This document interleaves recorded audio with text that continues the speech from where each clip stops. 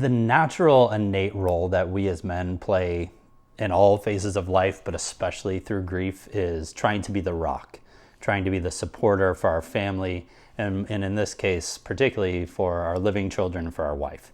And my advice to other men is to embrace that role, because that is just core to who we are, and it feels natural, and it's a way that we can find our way through grief. But it's incredibly important to recognize that that is not the only role we play.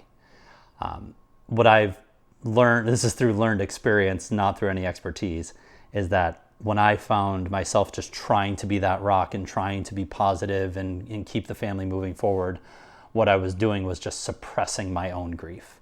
I wasn't allowing myself to feel the emotions that were so important for me to be a supporting spouse, for me to be a good dad to my living son, for me to be functioning at work. And so my advice to other men is to embrace both sides of that emotion.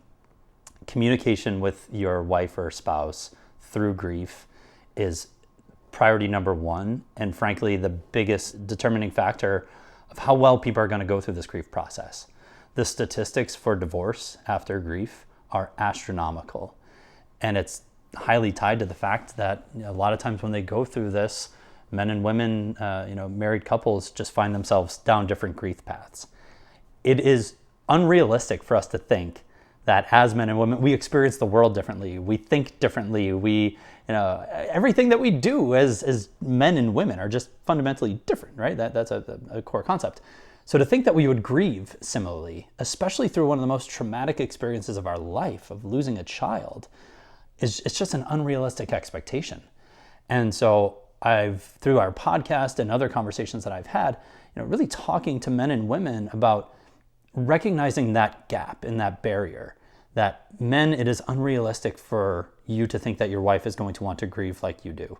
Equally, women, it's unrealistic to think that your man is going to grieve in the same way.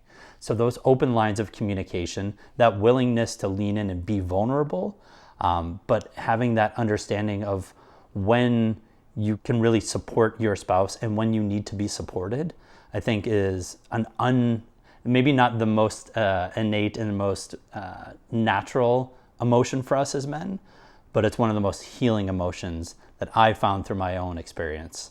And the last that I would say is to be selfish through this. Selfish within your family community, within your wife and your son. Other people are going to want you to come out and be social at times when you're not ready to be social. Holidays can be incredibly difficult. Birth of other children in your community or family or friends, even birth announcements can be really difficult. And that's okay to be selfish in those moments and be happy for other people, but it's okay to miss that birthday or to miss Christmas or whatever it might be if in your own heart you are not in a place to be around other people and to celebrate in those moments. A lot of times what I'm finding and talking to other men is that they just feel like they have to go back to normalcy. And that suppression of the emotion and of their raw, real guilt is one of the most challenging things to try to navigate.